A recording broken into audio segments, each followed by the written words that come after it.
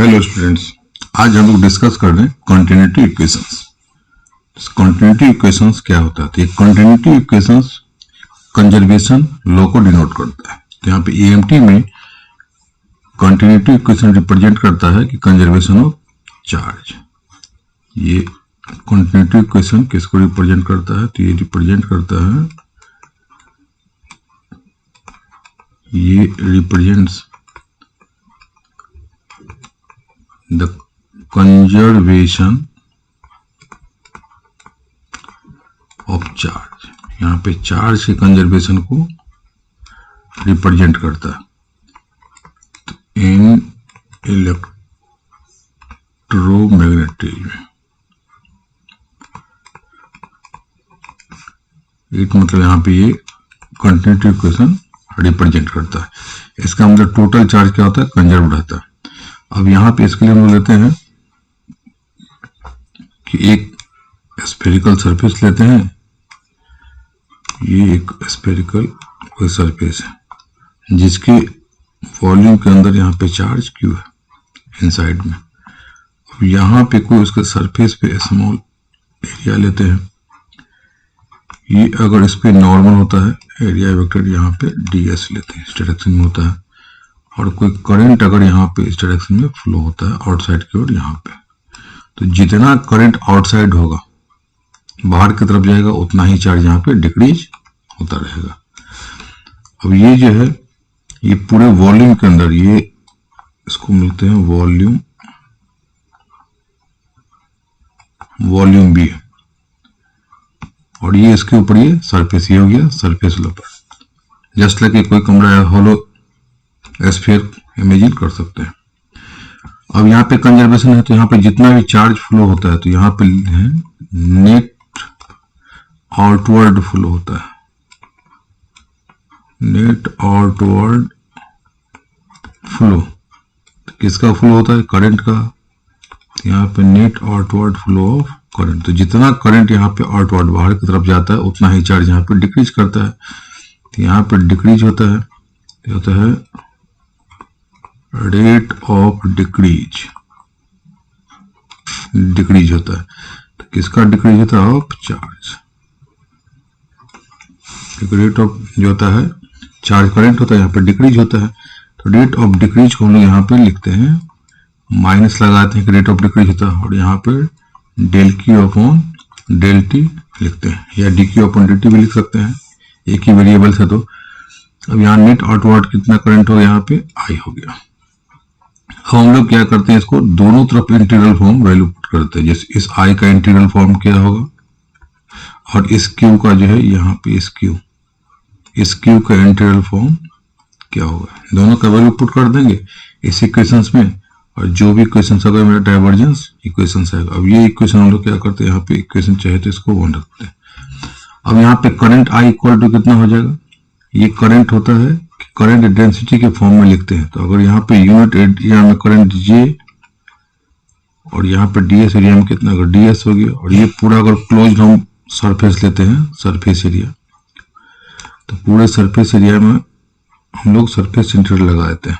तो ये surface integral S, surface integral, तो ये करंट का बदला हो गया। और यहाँ पे चार्ज इक्वल टू कितना हो जाएगा, यहाँ पे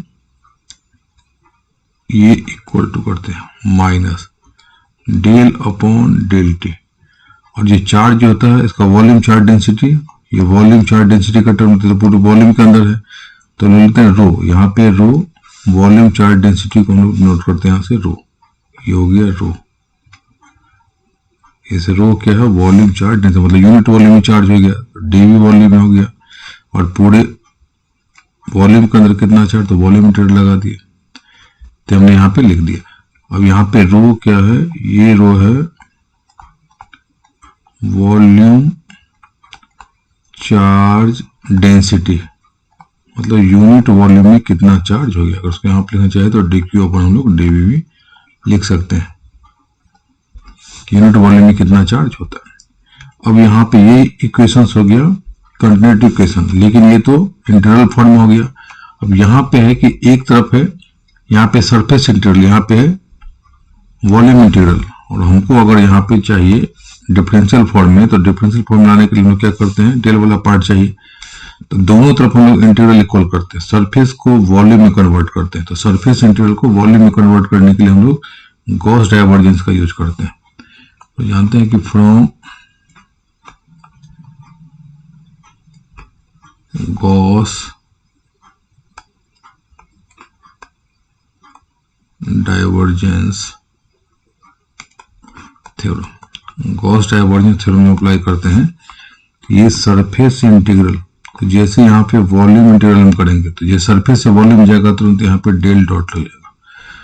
अब यहाँ पे सरफेस पे जो भी था यहाँ पे surface J dot D S, तो जैसे यहाँ पे लिखेंगे जे तो यहाँ पे भी लिख देंगे जे, और ये सरफेस इंटीग्रल है तो यहाँ पे हम लोग डी एस लिखते हैं, वॉल्यूम इंटीग्रल यहाँ पे हम लोग डी वी लिखते हैं। इस इक्वेशन को हम लोग वैल्यू पुट करते हैं, तो इस इक्वेशन कौन सा था, ये इक्वेशन हम लोग इसको 2 ले लेते हैं, इस 2 में वैल्यू पुट कर देते हैं, तो ये LHS हो जाएगा volume integral del dot J d v equal to, यहाँ पे माइनस इक्वल टू था del upon del t, volume integral यहाँ पे था रो डी वी। अब ये इंटरचेंज करते हैं तो ये इक्वल टू में करते हैं माइनस, ये माइनस को भी लोग अंदर ही ब्रैकेट में लेते हैं, ये वॉल्यूम इंटीग्रल हो गया, और minus del upon del t, और ये रो, ये हम इंटरचेंज कर दिए, ये डीवी। अब देखते हैं कि दोनों इंटीग्रल इक्वल है, दोनों इंटीग्रल इक्वल, इसका मतलब ये इंटीग्रांड इक्वल टू ये इक्वल्स होगा, तो यहाँ पे हो जाएगा divergence J del dot J equal to minus del rho upon del t, तो यही हो गया कंटिन्यूटी इक्वेशंस। इसी को हम लिखते हैं डेल डॉट जे को लिखते हैं divergence J equal to minus del rho upon del t. Divergence तो जे यहाँ पे क्या करंट को डिनोट करता है, यहाँ पे जनरली हम लोग करंट को किससे डिनोट करते हैं, जे, मतलब ये करंट डेंसिटी है पर यूनिट एरिया। तो ये डेल डॉट जे, इसको हम लोग मैक्सवेल फोर्थ इक्वेशन में यूज करते हैं। तो डाइवर्जेंस जे, डाइवर्जेंस जे का मतलब जितना डाइवर्स होता है करंट, जितना डाइवर्स जनरेट होगा उतना ही यहाँ पे ये चार्ज जो है डिक्रीज होता है। तो ये किसको डिनोट करता है, देखिए यहाँ पे भी एकदम सेम लिखा हुआ नोटेशन चेंज कर देते हैं, ये इसको डिनोट करता है किसको, तो ये करंट ही, करंट डेंसिटी करंट को डिनोट करता है, ये किसको डिनोट करता है, चार्ज को डिनोट करता है, मतलब वॉल्यूम चार्ज डेंसिटी है तो चार्ज ही है, करंट डेंसिटी करंट ही है। तो यहाँ पे जितना करंट आउटवर्ड फ्लो होगा उतना ही चार्ज डिक्रीज होता है। यहाँ पे देखिए जितना आउटवर्ड बाहर की तरफ जाएगा उतना यहाँ पे डिक्रीज होगा। तो ये कंटिन्यूटी इक्वेशन एक तरह से कंजर्वेशन लॉ को रिप्रेजेंट करता है। और यहाँ पे अगर स्टैटिक चार्ज का मतलब जब यहाँ पे चार्ज कांस्टेंट होगा, तो इसको लिखते हैं फॉर स्टैटिक फील्ड के लिए, जो स्टैटिक फील्ड हो गया तो रो कांस्टेंट होगा यहाँ पे, तो del rho upon del t equal to 0 हो जाता है। तो इसका मतलब यहाँ पे डाइवर्जेंस जो होता है, ये डाइवर्जेंस इज इक्वल टू 0, तो किसी करंट का यहाँ पे डाइवर्जेंस नहीं होगा, आउटवर्ड फ्लो ऑफ करंट नहीं होगा, क्योंकि कंटिन्यूटी इक्वेशंस। अब हम लोग देखते हैं डिस्प्लेसमेंट करंट। तो डिस्प्लेसमेंट करंट और कंटिन्यूटी इक्वेशन का यूज होता है मैक्सवेल फोर्थ इक्वेशन में। अब यहाँ पे डिस्प्लेसमेंट करंट, तो डिस्प्लेसमेंट करंट क्या होता है, डिस्प्लेसमेंट करंट ये कोई एक्चुअल कंडक्शन करंट के कारण नहीं होता है, ये डिस्प्लेसमेंट करंट कब आया, जब यहाँ पे एम्पियर्स लॉ टाइम के साथ जो वेरी करता था वहां पे इलेक्ट्रिक फील्ड उसके लिए वैलिड नहीं था, केवल यहाँ पे फिक्स के लिए वैलिड था वेरिएबल। तो उसी समय आया डिस्प्लेसमेंट करंट, उसमें मैक्सवेल ने अपना एक कॉन्सेप्ट दिया था डिस्प्लेसमेंट करंट का। तो डिस्प्लेसमेंट करंट है कि जब यहाँ पे देखा गया कि कोई कंडक्टर जब चार्ज होता है या डिक्रीज होता है या डिस्चार्ज होता है, तो अगर यहाँ पे कोई करंट आए, ये करंट आए कंडक्शन करंट, तो जब यहाँ पे करंट का फ्लो होता है तो इलेक्ट्रिक फील्ड प्रोड्यूस होता है। तो यहाँ तक तो जब कंडक्शन था तो ये तो माना गया कि इसमें जो इतना है प्लेट ए मान लेते हैं, इसको प्लेट पी मान लेते हैं, ये प्लेट क्यू मान लेते हैं। तो पी और क्यू प्लेट है, तो यहाँ तो डायरेक्ट यहाँ से करंट का फ्लो हो रहा है, तो यहाँ पे इसके कारण यहाँ पे इलेक्ट्रिक फील्ड हो गया और ये मैग्नेटिक फील्ड प्रोड्यूस कर रहा था। लेकिन इन बिटवीन पी और क्यू के जो बीच में रीजन्स होता है, तो यहाँ पे देखो डायरेक्ट इलेक्ट्रॉन का फ्लो है नहीं, तो यहाँ देखा गया कि इस पॉइंट पी पे, पी क्यू इसको हम लोग आर ले लेते हैं, इस पॉइंट आर पे यहाँ पे भी मैग्नेटिक फील्ड पाया गया। तो यह मैग्नेटिक फील्ड किसके कारण था? तो ये लिखा है कि जब तक चार्ज या डिस्चार्ज होता है तो ये इलेक्ट्रिक फील्ड होता है, यहाँ पे ये इलेक्ट्रिक फील्ड या इलेक्ट्रिक फ्लक्स ये भी चेंज होता है। तो जब इलेक्ट्रिक फ्लक्स यहाँ पे वेरी करता है या चेंज होता है, इसी के कारण ये यहाँ पे मैग्नेटिक फील्ड प्रोड्यूस होता है। तो इसको भी इक्विवेलेंट करंट माना गया। ये चेंजिंग इलेक्ट्रिक फ्लक्स है या चेंजिंग इलेक्ट्रिक फील्ड कहिए, इसके कारण जो करंट प्रोड्यूस होता है किसमें, इस दोनों प्लेट के बीच में, या उसी को हम लोग बोलते हैं डिस्प्लेसमेंट करंट। तो डिस्प्लेसमेंट करंट है current due to change in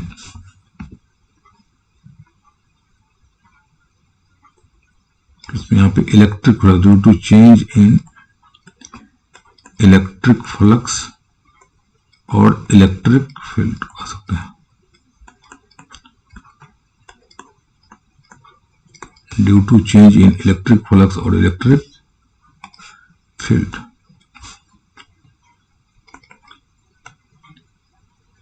is called displacement current। यहाँ पे किसके कारण होता है? Change in electric field. तो जब तक यह चेंज होता रहेगा, टाइम के साथ जब तक चेंज होता रहेगा तभी तक यहाँ पे एग्जिस्ट करेगा, नहीं तो कोई नहीं करेगा। तो यहाँ पे क्या है? डिस्प्लेसमेंट करंट इसलिए दिया गया केवल एक ही जगह लिख कि कंडक्शन करंट, अगर कंडक्शन करंट प्रोड्यूस करता है मैग्नेटिक फील्ड, ये मैग्नेटिक फील्ड प्रोड्यूस करता है, तो यहाँ पे changing electric flux, changing electric flux या इलेक्ट्रिक फील्ड, यह भी प्रोड्यूस करता है मैग्नेटिक फील्ड। तो इसीलिए ये दोनों जो है, इसको दोनों इक्विवेलेंट हो गया, यहाँ पे ये दोनों इक्विवेलेंट हो गया। तो इसलिए चेंजिंग इलेक्ट्रिक फ्लक्स को लोग नाम देते हैं क्या है? एक करंट की इक्विवेलेंट नाम देते हैं, इसको नाम डिस्प्लेसमेंट करंट। बस इसी सेंस में करंट है और इसका कोई अदर प्रॉपर्टी यहाँ पे कंडक्शन करंट का नहीं होता। ये कंडक्शन करंट का कोई प्रॉपर्टी नहीं होता। इसके अंदर जो होता है, इसके कारण जो करंट होता है, इसके अंदर तो हम लोग मानते हैं यहाँ पे डिस्प्लेसमेंट करंट कितना हो गया? ID। इसको लेते हैं ID। इधर जो करंट फ्लो होगा यहाँ से यहाँ तक का, वो डिस्प्लेसमेंट करंट ID। तो एक सर्किट को कंप्लीट, यहाँ पे ये यहाँ से लेकर के हो गया कंडक्शन करंट, उसको चाहे तो इसको हम लोग IC लिख लेते हैं। ये कंडक्शन करंट हो गया, यहाँ डिस्प्लेसमेंट करंट होगा। तो एक से कंप्लीट सर्किट को पूरा कर देता है। अब इस डिस्प्लेसमेंट करंट का कितना वैल्यू है इसको हम लोग फाइंड आउट करते हैं। तो किसी भी कैपेसिटर का जो कैपेसिटेंस होता है, चार्ज इक्वल टू होता है V इंटू C होता है। यहाँ पे Q चार्ज है जो प्लेट पे आ रहा है, और ये V हो गया, उसका पोटेंशियल डिफरेंस हो गया। C होता है कैपेसिटेंस। अब ये इक्वल टू V और कैपेसिटेंस होता है एप्सिलॉन A अपॉन D। ये एप्सिलॉन A क्या है? यहाँ पे A तो है इसका प्लेट का एरिया, ये A हो गया इस प्लेट का एरिया, इसका एरिया हो गया A, ये पूरा जो एरिया हो जाएगा प्लेट का एरिया, दोनों प्लेट का या पैरेलल प्लेट कैपेसिटर है, तो एरिया हो गया A। यहाँ पे प्लेट का एरिया यहाँ पे A और D दोनों के बीच का डिस्टेंस है, प्लेट B की ये P और Q जो प्लेट है इसके बीच का डिस्टेंस D। तो यहाँ पे आ गया एप्सिलॉन A अपॉन D, और ये इक्वल टू होता है V अपॉन D। ये तो V upon D electric field होता है कि पर यूनिट लें तो ये पोटेंशियल डिफरेंस होता है, इलेक्ट्रिक फील्ड होता है। तो इसको हम लिख देते हैं ये E into epsilon into A होता है। इसको हम लिख सकते हैं यहाँ पे ये एप्सिलॉन E को D लिखते हैं, ये DA, एप्सिलॉन A होता है D और इंटू A। D क्या होता है यहाँ पे, तो D है डिस्प्लेसमेंट वेक्टर, ये D है डिस्प्लेसमेंट वेक्टर, ये हो गया D है इक्वल टू डिस्प्लेसमेंट वेक्टर। अब यहाँ पे चाहिए करंट डेंसिटी, तो करंट डेंसिटी इक्वल टू कितना होता है, यहाँ पे हम लोग सकते हैं J इक्वल टू होता है करंट अपॉन A, और करंट कितना होता है, तो यहाँ पे dq अपॉन dt, ये डेल है या डेल लिखें तो del q upon del t, और यहाँ पे इंटू 1 अपॉन a होता है। तो ये इक्वल टू कितना आ जाए करंट डेंसिटी करके। अब यहाँ पे del q upon del t जो है लिखेंगे तो यहाँ पे 1 अपॉन a, और यहाँ डेल अपॉन डेल t, और q वैल्यू कितना है dA। तो a तो कांस्टेंट है, इसको बाहर कर देते हैं, तो ये 1 upon a into a del d upon del t। तो ये एरिया कैंसिल आउट, तो ये जो करंट डेंसिटी हो जाएगा यहाँ पे, करंट डिस्प्लेसमेंट करंट डेंसिटी, ये इक्वल टू हो जाएगा del d upon del t। तो यहाँ पे अगर दोनों रहेगा तो इसको हम लोग d लिख लेते हैं, displacement current density del d upon del t, या तो इसको लिखना चाहे तो d के प्लेस पे होता है एप्सिलॉन E। इस फॉर्म में हम लोग लिख सकते हैं।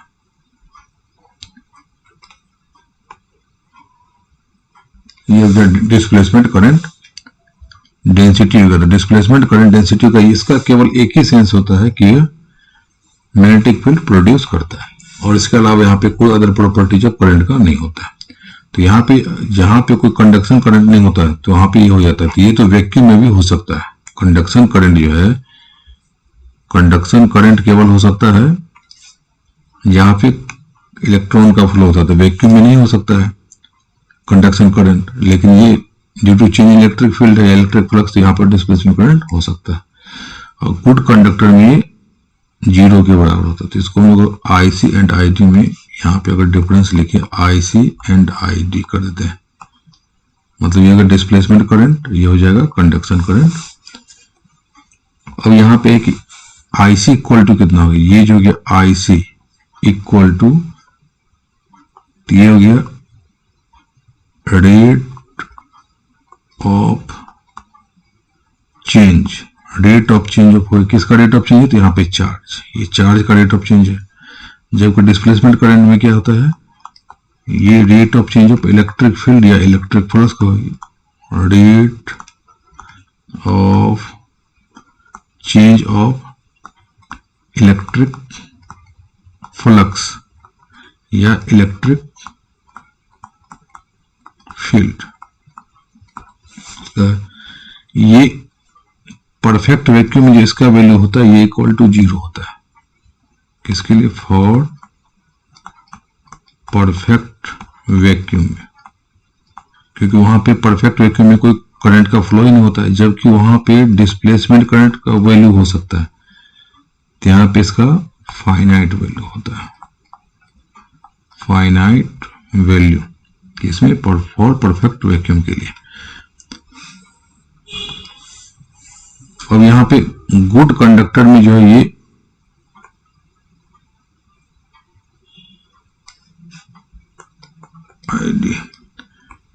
गुड कंडक्टर में इसका वैल्यू नेग्लिजिबल होता है। गुड कंडक्टर,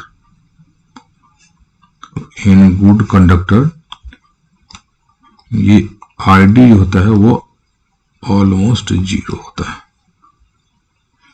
जबकि वैक्यूम इसका फाइनाइट वैल्यू होता है। और आईसी का तो यहाँ पे आईसी का गुड कंडक्टर में बहुत, इसका तो फाइनाइट वैल्यू होता है, फाइनाइट वैल्यू होता है। और यहाँ पे केवल इसी सेंस में करंट है, यहाँ पे इसको लिख सकते हैं कि आईडी इज ए करंट, यह करंट है किस सेंस में, तो only in sense that it produces magnetic field, यह केवल मैग्नेटिक फील्ड प्रोड्यूस करता है इसीलिए करंट है इसी सेंस में। उसके बाद कोई और प्रॉपर्टीज नहीं होता, it has no other properties, इसके पास कोई अदर प्रॉपर्टीज नहीं होता है। किसका, तो जो कंडक्शन करंट का जो प्रॉपर्टीज होता है उसका, ये कंडक्शन करंट का जो अदर प्रॉपर्टीज होता है, कोई अदर प्रॉपर्टीज नहीं होता है। तो इसी कंसेप्ट का हम लोग यूज करते हैं मैक्सवेल फोर्थ इक्वेशन, जैसे मॉडिफाइड एम्पियर्स लॉ इसलिए वहां पे करते हैं, और तब वहां पे मैक्सवेल फोर्थ इक्वेशन हो जाता है, जो सबके लिए जनरलाइज फॉर्म बनाता है एम्पियर्स लॉ को। Thank you.